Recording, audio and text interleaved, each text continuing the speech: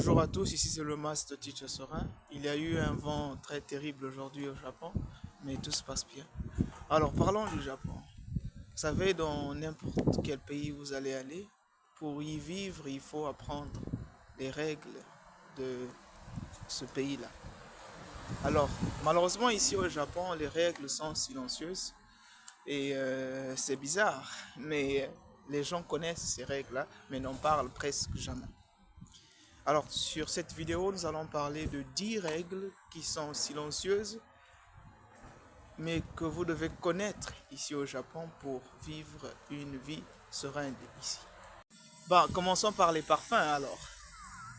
Les déodorants et tout ça là, ici au Japon, c'est interdit de les utiliser. Pour eux, même en Chine aussi, c'est la même chose, hein, ils sont presque pareils, ces Asiatiques là.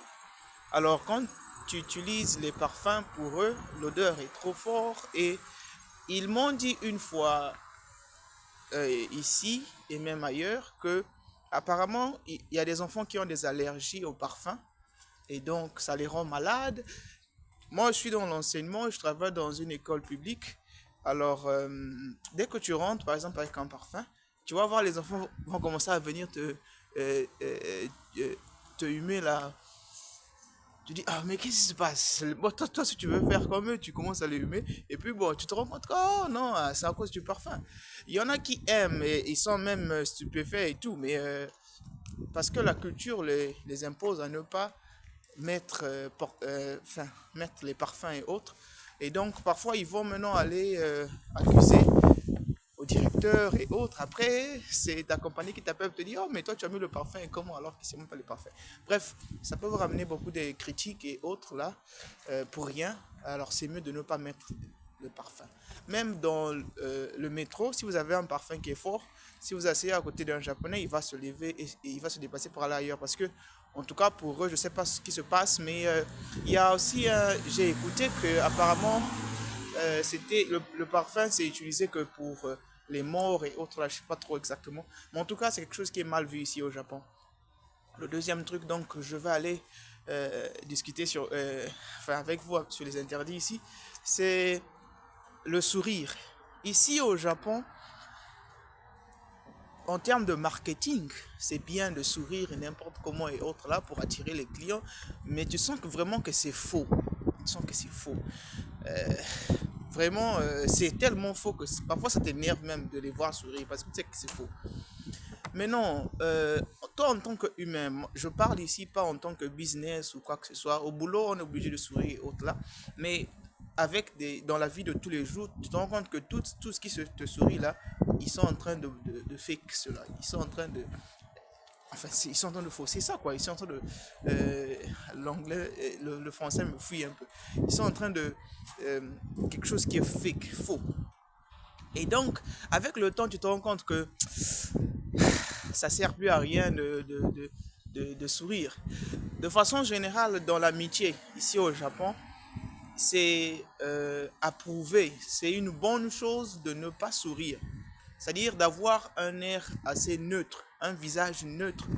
Ça, c'est ce qui est bien dans leur communauté. Quand c'est pas le business, si c'est le business, ils vont te faire un truc faux. Mais quand c'est la vie normale, leur vie authentique, c'est d'avoir un visage neutre. Quand tu as trop des émotions, tu souris n'importe comment. Pour eux, ils te trouvent pour un dingue, pour un fou. Ces eux, c'est toujours. Tu lui souris, il va faire. C'est comme ça.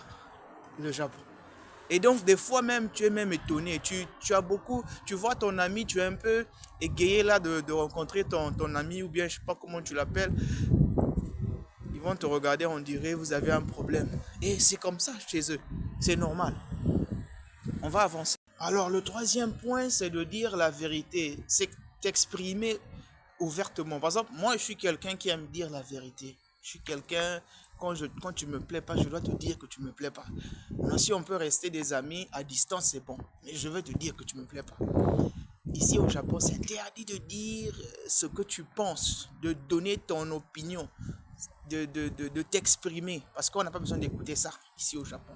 Au Japon, vraiment, ils s'arrangent à ne pas offenser l'autre. Vous savez, leur culture, c'est basé sur le respect, c'est basé sur l'harmonie, c'est basé sur, voilà, pour ne pas, pour ne pas offenser l'autre.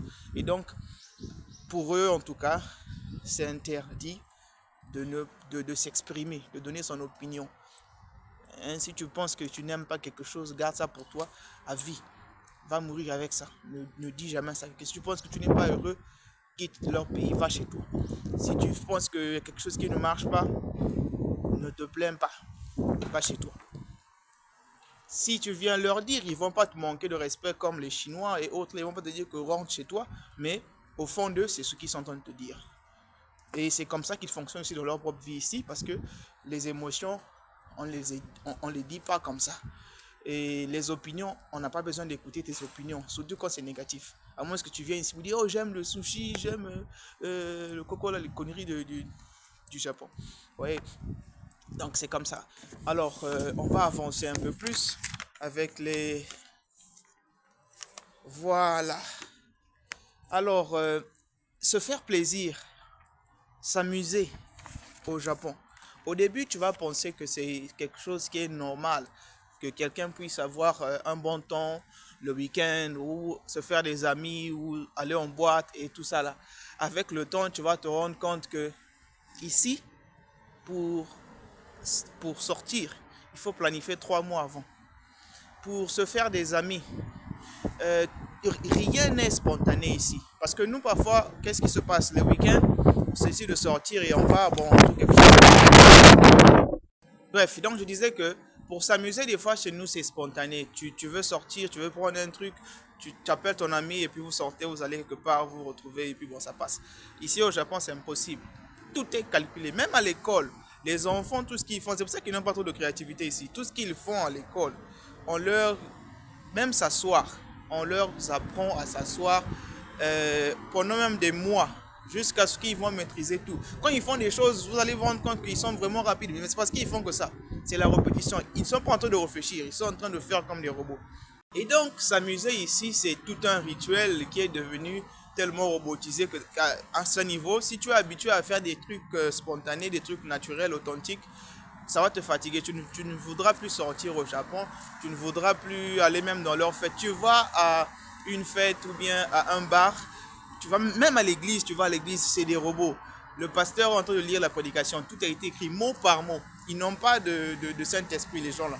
C'est calculé parce qu'ils n'ont pas besoin Bien, le prochain point, c'est le toucher. On ne touche pas les gens ici, on s'attend pas aussi à être touché. J'avais une copine japonaise là, elle te touche la main, elle pense que c'est quelque chose d'extra quoi. Elle dit, non, on veut toucher tout, on veut toucher partout. Mais chez eux, ça touche pas, donc c'est un peu quelque chose qui les effraie. Mais de toute façon, généralement, même avec les enfants et autres là, ils peuvent te toucher, mais toi, tu peux pas les toucher. Même quand ils te touchent, il faut t'arranger à ce que ça ne soit pas trop un peu bizarre. Les trucs comme les câlins et autres là, ça ne se fait pas, c'est pas dans leur culture de faire les câlins et autres. Aussi, le silence, le bruit. Ton téléphone doit être silencieux partout, même en route. Ça, si tu mets, si tu as tes appels, tu fous du bruit, comme on fait en Afrique, là, ça va déranger les gens. Dans le subway, dans le train en particulier, il faut éteindre ton téléphone parce que tu n'as pas besoin de ton bruit là. Le bruit, en tout cas, c'est quelque chose qui n'est pas recommandé ici. Et c'est une loi aussi qui est là, mais personne n'en parle. Aussi, normalement, on ne mange pas en marchant, mais moi j'ai déjà fait ça plusieurs fois ici, hein, mais je m'en fous. Hein. Le prochain, c'est les pourboires. Ici, il n'y a pas de pourboire. On ne fait pas des pourboires ici parce que c'est contre leur culture. Euh, voilà, le dernier point que je veux finir, c'est montrer sa colère, cette partie-là. Vous pouvez perdre votre relation, vous pouvez perdre votre boulot à cause de ça. Quand tu te fâches, par exemple, il y a des gens, ils se fâchent, ils cassent quelque chose, ils se fâchent. Il y a des enfants malades ici qui ont des problèmes, enfin, ils en ont beaucoup ici, là, ils cassent des choses et tout. Mais toi, en tant que adulte, tu te fâches, tu montes ta colère devant les gens. Tu perds toute ta dignité. Pour eux, en tout cas, c'est quelque chose qui est très recommandé ici. Montrer sa colère. Ici, il faut cacher ses émotions. Si tu te fâches au boulot ou bien tu casses quelque chose ou bien il y a des gens qui sont bizarres, ils commencent à trembler, autres là. Tu te fâches, tu montes ta colère, on sait que tu t'es fâché. Fini. Tu peux perdre ton boulot, tu perds ta femme, le divorce est le lendemain. Bien de choses à vous, à la prochaine.